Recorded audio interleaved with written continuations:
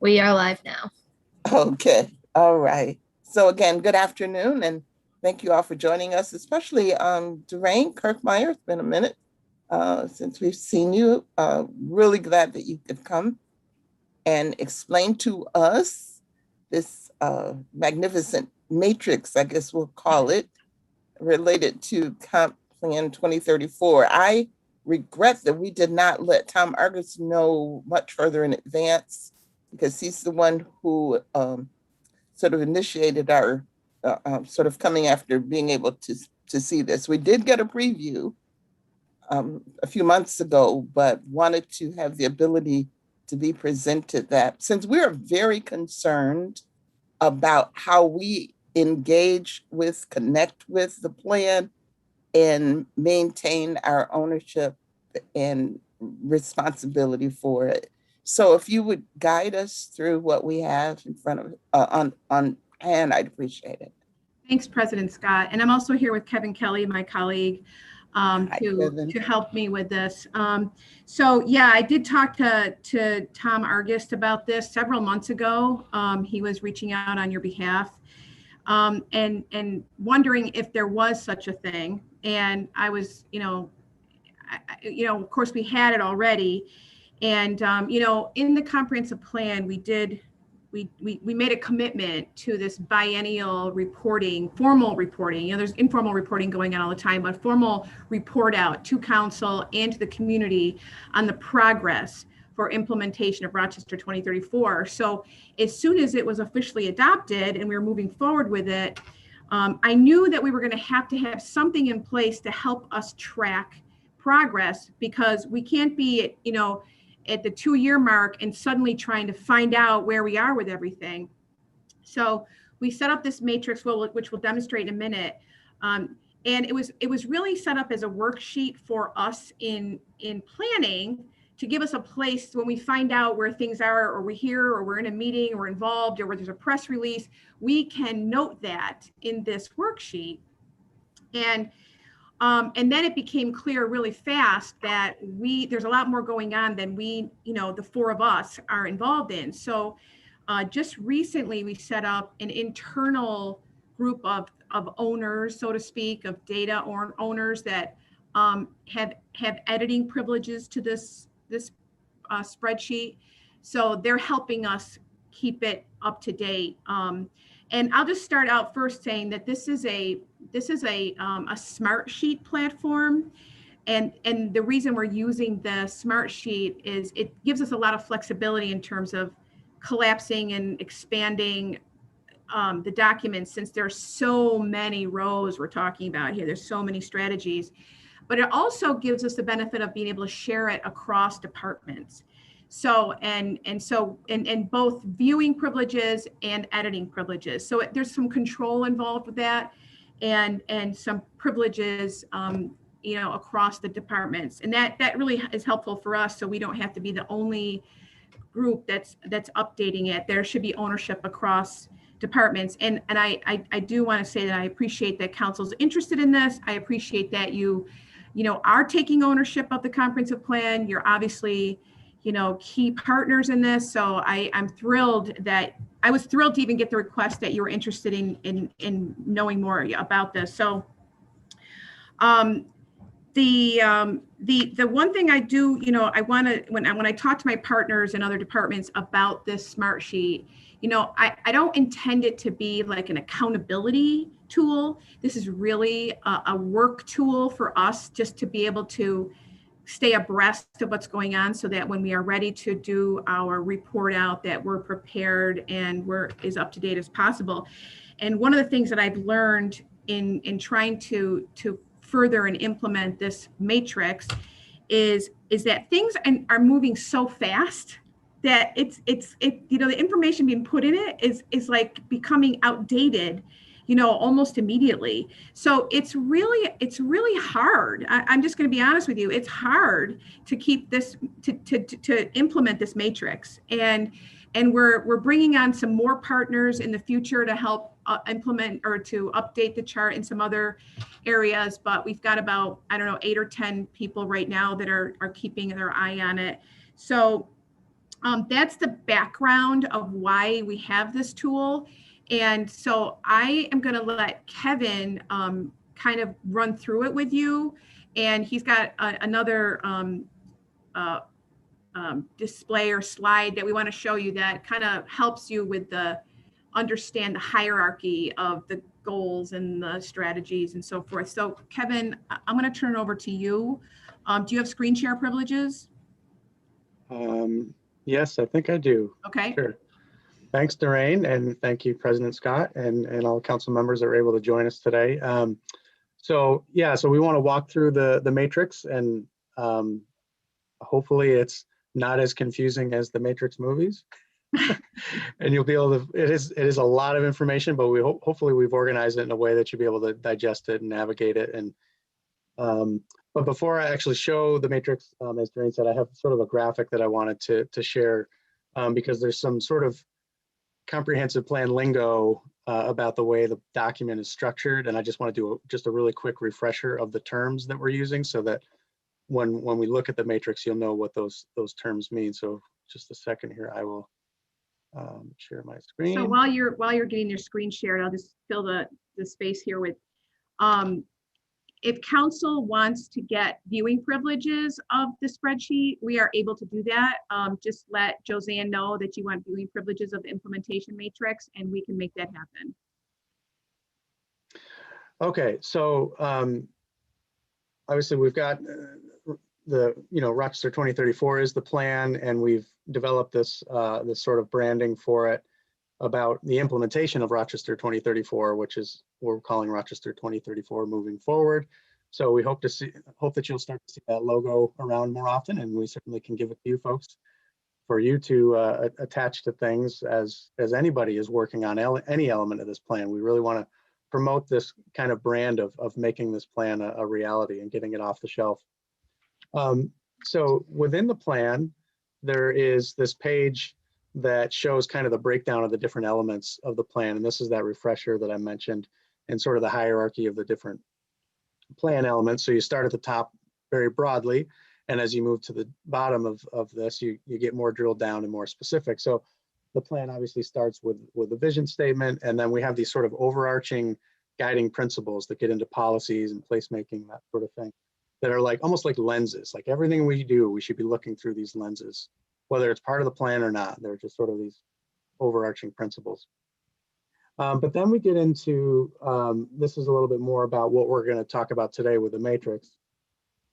The initiative areas are sort of the larger sections or the larger chapters of Rochester 2034, if you will.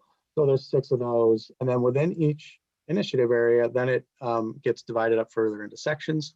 Sections are like the topics. So we have a transportation section and a housing section. And then within each section, there are goals, and those are sort of a little bit broad, things that we want to accomplish and working towards within each section. And then within each goal, there are more specific strategies. That's the most detailed level in the hierarchy.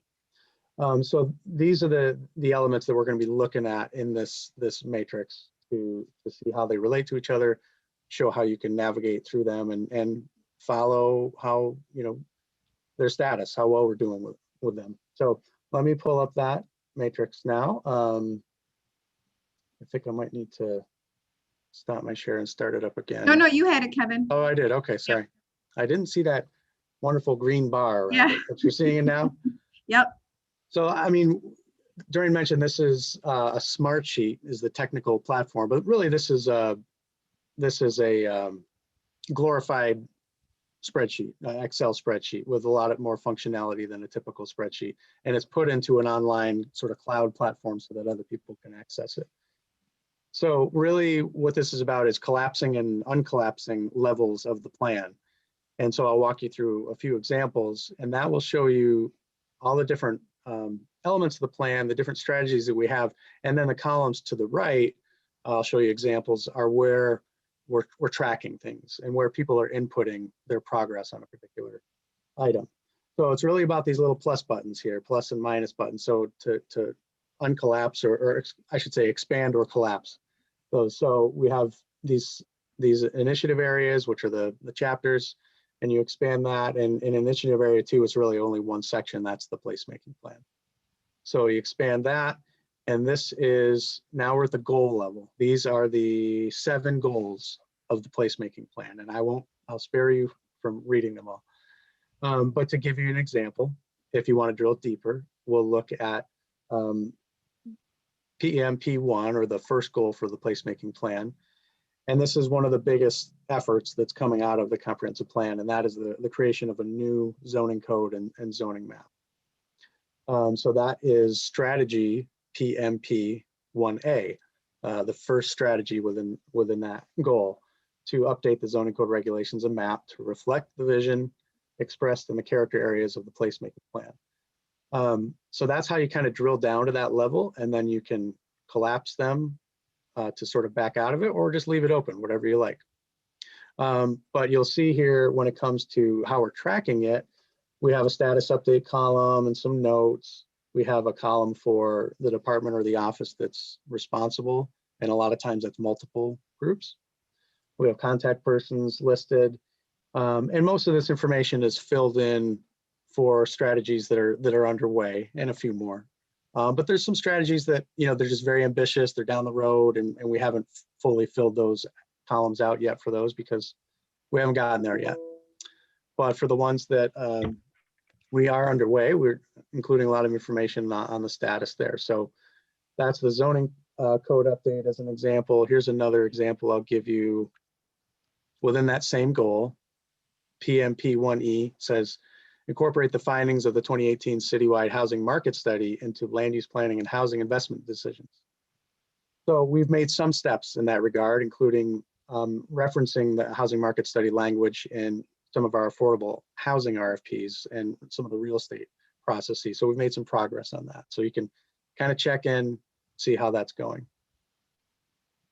Let me back out of the placemaking plan and go to another one to just show you another quick example.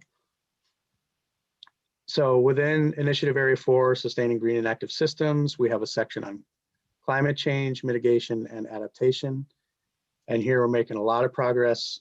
And specifically, I want to point out, as Doreen mentioned, that this is not just planning updating this. We've got a team of owners from multiple departments that are keeping an eye on this. And many kudos to Ann Spalding and her team, who, one, are doing a lot of great work to implement this, and two, are keeping their eye on this particular smart sheet and adding a lot of information. So if I look at the second goal within climate change, there's lots of different important strategies we're looking to do. And Ann and her team have been going in there and filling things out as they progress.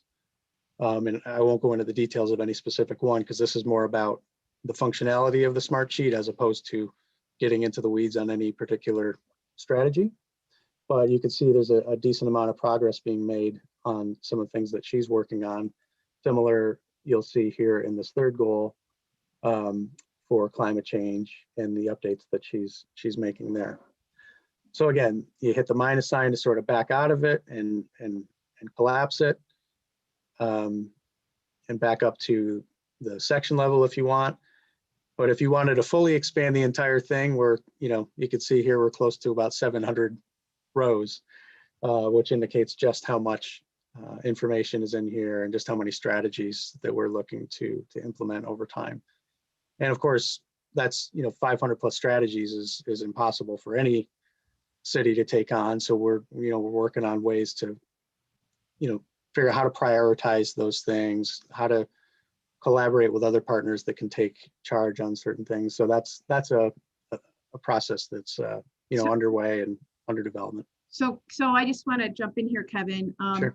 So when council approved and adopted the comprehensive plan, the adoption included specifically the goals.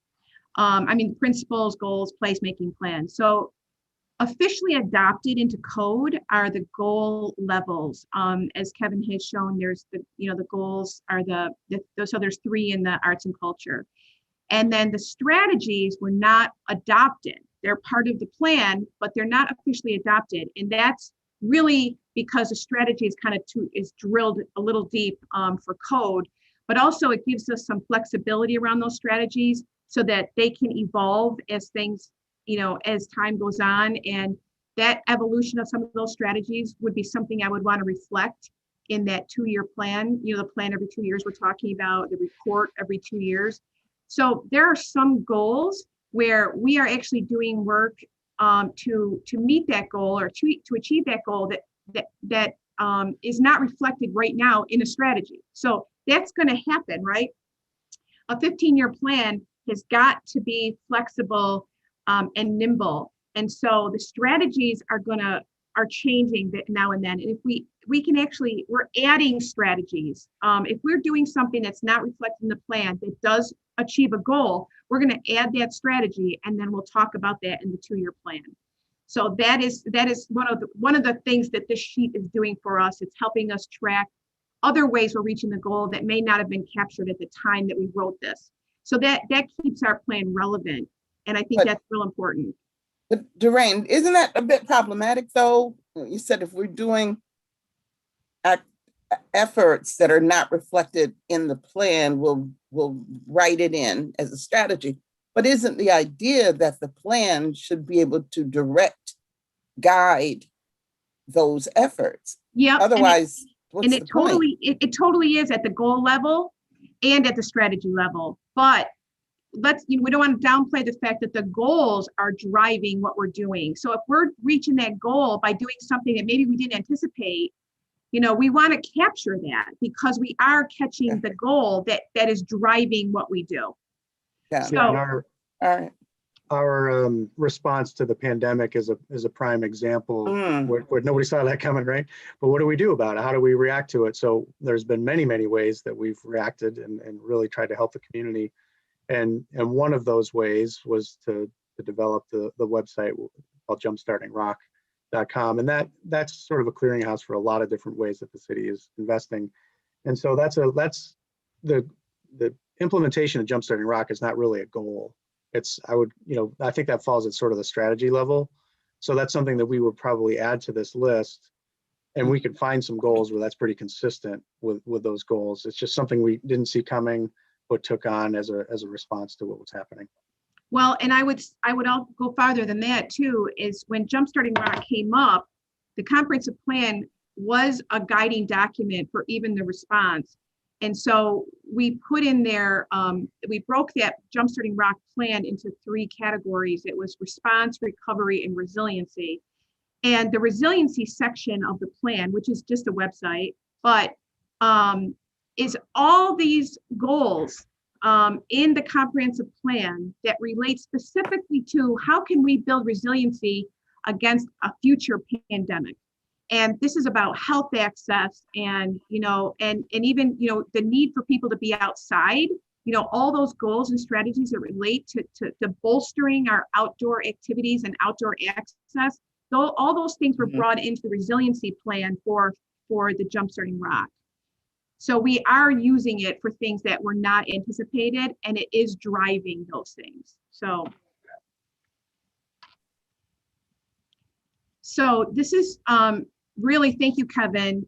This gives you an idea of the tool that we're using. It's a developing tool. Again, I'm trying to get more people involved in keeping it up to date. People are, it's funny because, some of the data owners that we've selected to help us with this, they're saying, well, we already have other reports that we have to prepare on the work we're doing. And so I've suggested to them that they find a way to integrate that reporting so that it gets reflected into this master spreadsheet, because this is really something that we're going to be held accountable to in a couple of years when we have to do our report, which now isn't a couple of years anymore. It's like this fall. Time goes by so fast. So this is really just for making sure they're aware that they have to be retain the relevancy of this plan in the work that they're doing and the reporting that they're doing already.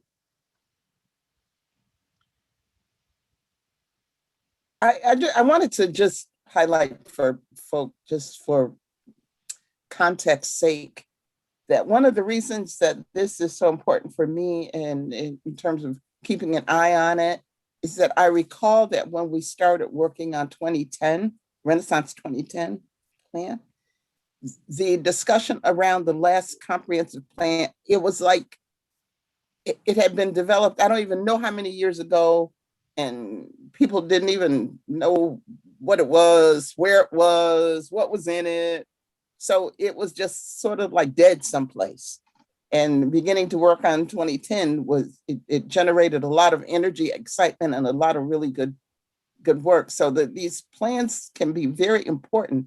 I also am very concerned about how we are able to, as we enter into our budget season, how we are able to keep our eye on how what we are going to be reviewing connects with those goals, those areas. So this is a great time for us to be refreshing or Yeah. learning, not even refreshing, learning.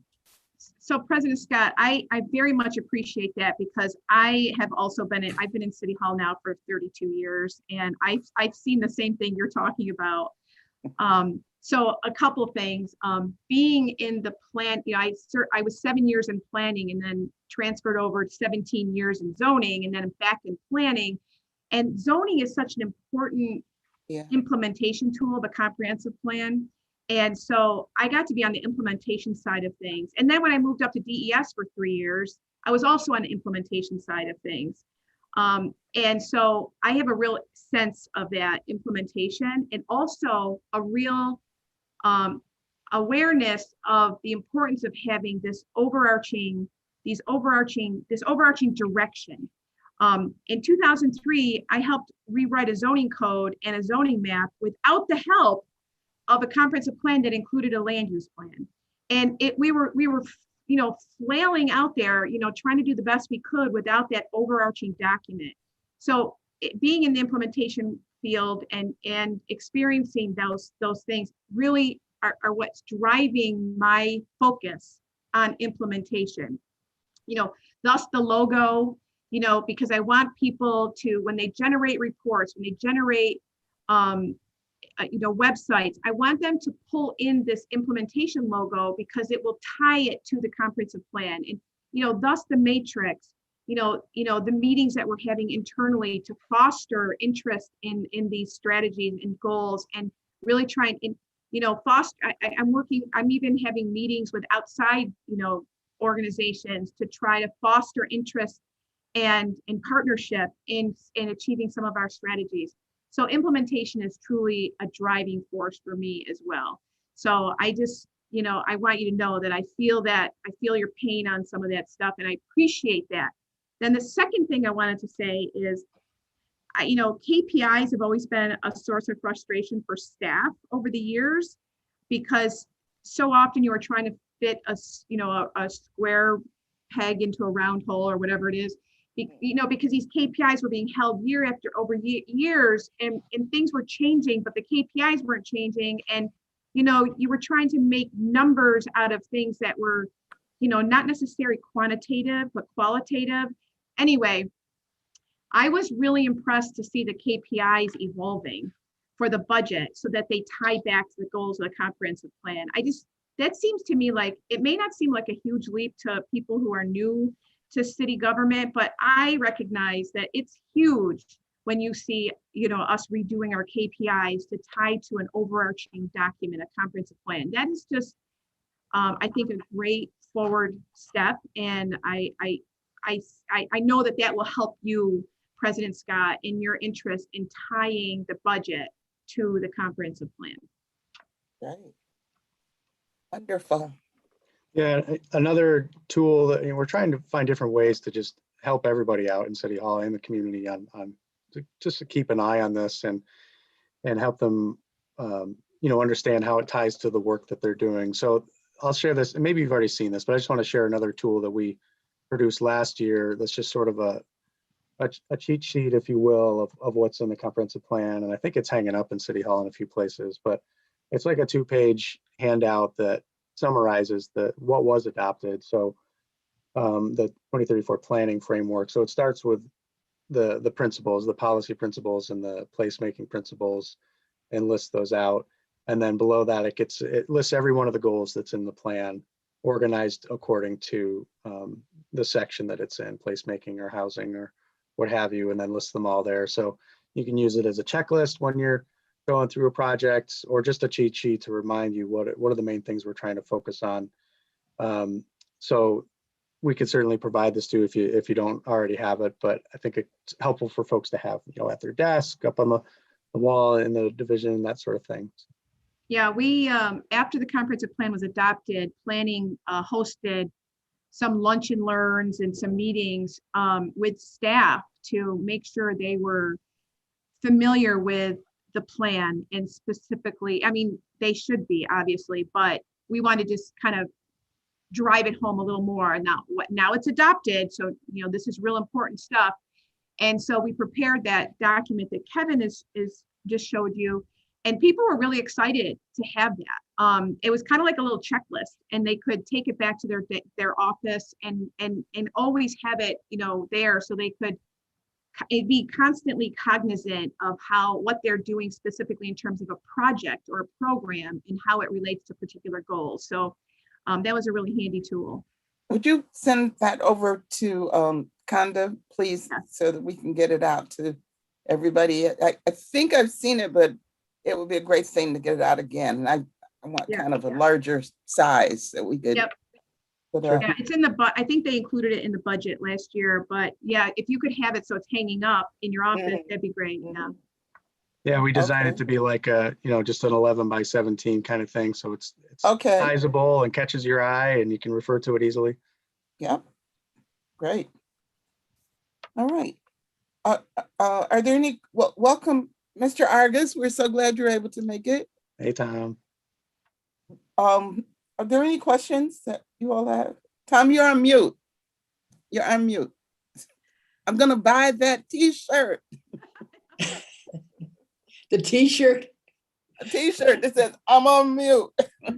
Yeah, right.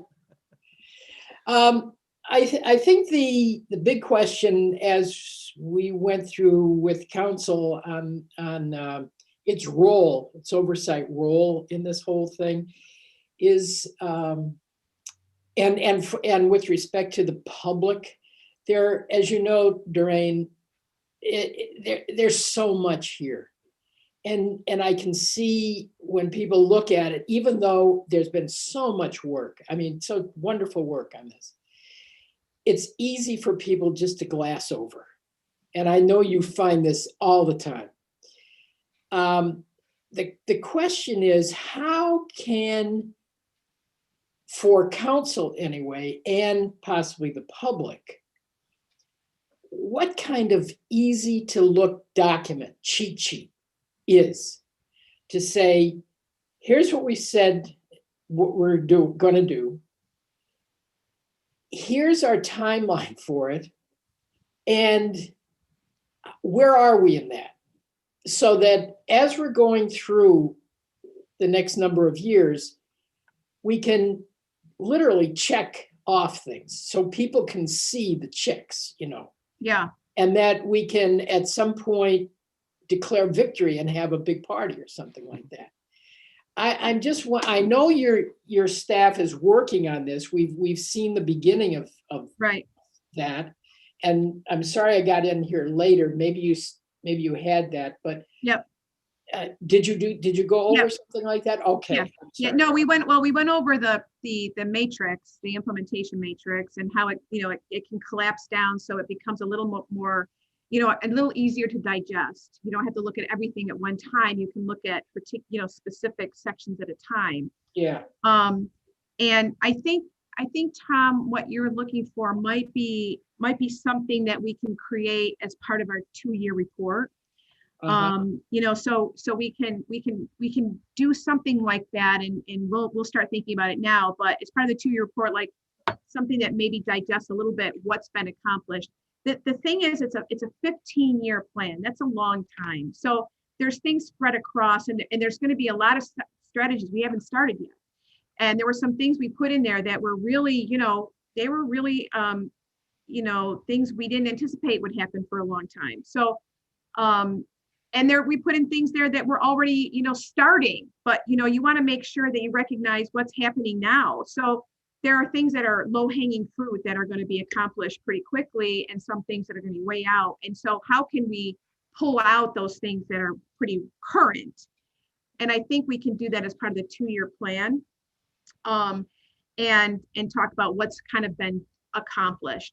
Now we've just started, we've started the outreach to create the oversight committee, which has about 22 members of the community involved, and they can probably also help with creating that thing you're looking for to report out. What are we going to celebrate? What's done? What are we doing right now? What do we think we'll be doing at the end of the year? That kind of thing. We can work out that with the oversight committee, and then with our 2-year report, we'll see if we can come up with an idea for that. Okay, thank you. That's very helpful. And full disclosure, I have been asked to be on that oversight committee. So everyone knows that, and I have accepted it. Great, thank you. I have a question, President Scott. Go ahead, Councilman Gruber. Thanks, Doreen and Kevin, for the presentation and for all the work. And I know that there was some talk about KPIs, and I'm just wondering if you can give a little bit more of the sense of how, I know we'll be getting a budget and KPIs sometime in the next month, 6 weeks maybe, but I'm wondering how much of this was woven into the budget process and the KPI development across departments. Last year, I believe it was kind of piloted to do some new KPIs for 2 departments. Yeah. Are we going to see that across the board this year?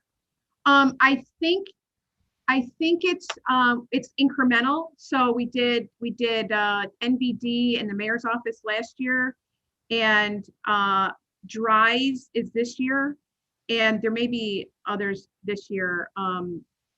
I think maybe the budget office and DRIS are this year, and then next year we'll bring in DES. I think that's the plan. So it's not going to be. So for even for the ones that don't have this new KPI process, is that, well, and obviously you all are not OMB, and I recognize that and understand it, but do you suspect that when we receive the budget, when the public reads the budget, there'll be a clear pathway between each department and their KPIs, whether they're old or new, and the comp plan? I can't speak to that. I can tell you that planning has been working with the departments that are transitioning over to help them with their KPIs and tying them to the comprehensive plan. So we have been active in that process. But I don't know if the KPIs for the departments that haven't done the transition yet, I don't know how that will happen. I don't know. They may have to speak to that just verbally as part of the process, of the review process from council. Thanks. Any other questions? Yes, Madam President, I have a question. Certainly, Councilmember Melendez. Thank you. So in going through the plan, and I've digested a lot of it, I've been thinking about how on a neighborhood by neighborhood level, residents can see themselves contributing to the implementation. So one of my thoughts around that is whether or not we could look at, and I wouldn't say for every single piece of the plan, but maybe some key strategic areas, look at creating some toolkits that communities can use that could feed into the overall planning of future projects or efforts. I'm thinking specifically around placemaking and residential. Those are 2 key areas that I think community members, if they were given the tools, can start to work with either developers or others to really identify how they contribute to this new vision in the city. So is there any possibility of looking into that? I don't want to commit you to it, but just thinking about how do we parse this out in a way that the public can contribute and participate? So that's a great point. And part of that, the one initiative area with implementation, it talks about building community capacity, and that's largely about building community capacity to help us reach our vision. And one of those strategies is about creating a toolkit. And so, you know, out of that has come the Mayor's Neighborhood Leadership Training Program, and we are in our second semester right now. We had a semester last fall, and we had, I think it's about 25 people, and we make we actually make an effort to actually include some RCSE students as well. We get from the YVOV group, and anyway, that is all about building capacity. And we had our kickoff last night. I think it was last night. I'm losing track of my days now. Tuesday night, we had our kickoff for the spring semester. And what we do is in the kickoff meeting, we go through the whole comprehensive plan. And we set the stage that you are learning you're going to learn all this new information, these new skills, so that you can be effective partners in helping us reach our goal with the comprehensive plan. And I will tell you that last year, it's an 8-week course, 3 hours a week. And last year, the wrap-up session, people were literally in tears. And I'm not kidding. I was moved by, people were so happy with the program, and they felt so empowered to help their neighborhood be lifted up and be part of this vision for Rochester. It made me feel very motivated to make sure we continue that program and see how we can also build a toolkit that can be given to neighborhood associations to actually help them. So basically, we would just take what the curriculum is for this Mayor's Neighborhood Leadership Training Program and turn it into a curriculum or a toolkit that we can give to our neighbors. But I think that would be the route we would take. This is definitely on our agenda. The success we're seeing, the enthusiasm. I mean, we have a waiting list for this program for people.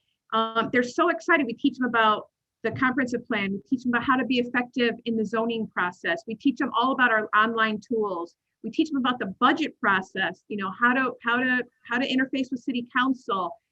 There's all kinds of really cool programming as part of this that helps them be more effective in their capacity to influence government or even not-for-profits. We bring not-for-profits in to talk to people about their grant opportunities to help them find opportunities for their neighborhood. We bring in housing partners to talk about housing in the neighborhood. So it's really cool. Doreen, are any of those sessions recorded so, you know, just people can pop in and learn? So we've talked about recording them, and then we said, you know, we really want this to be a safe place for people to be comfortable talking, and people have a hard enough time talking in front of 20 other people, but to record it, I think would make them feel more intimidated. So we decided not to record them, but I think we should probably, in fact, we just talked about this at last night when we were in a break, about how can we make this so it's accessible to more people. And so we're trying to figure out what to do with that. I'm not really sure where we're going to go. We're just in the process of trying to figure that out. And Doreen, just a quick follow-up to that, and I appreciate that. I think that the more we can do to provide the public the tools, the better. And I think because of the limited range and scope of the trainings, for example, what I was thinking about is how do we create something that might be available and accessible online that could be given out to the masses, right? That it may require some additional training and education on it, but just tools or toolkits that could be available to coincide with the comprehensive plan. So if we can look at that, I think it would be helpful to neighborhoods. I think we can look at that. I think there's both of those suggestions are great, and we'll see what we can do. Thank you. Any additional questions? If there are not, I'd like to again thank you all, Doreen and Kevin. Thank you so much for coming and presenting that to us today. Great work, as always.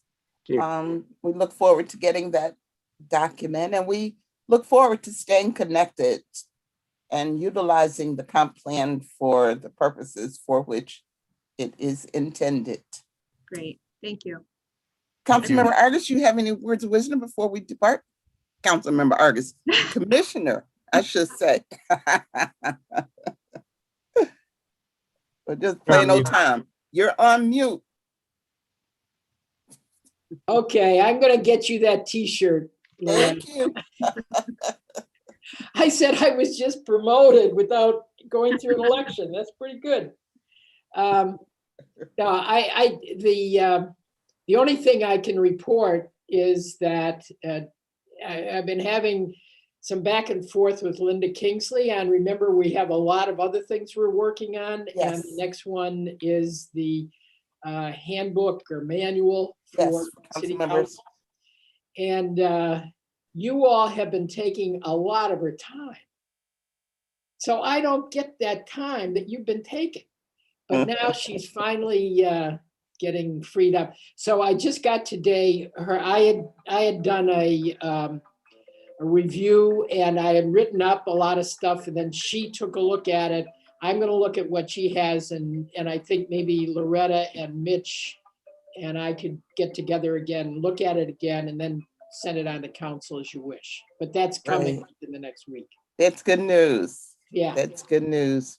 We I- appreciate that, Tom. Can I say one more thing, Council, or President Scott? Uh-huh. I feel like I was remiss. The Mayor's Neighborhood Leadership Training Program is led by the neighborhood service centers. I feel like I didn't give them the credit they're due for all the work they're doing with those training programs. So I just want to make sure I put that out there. Thank you all. Have a great evening. Thank you too. Right.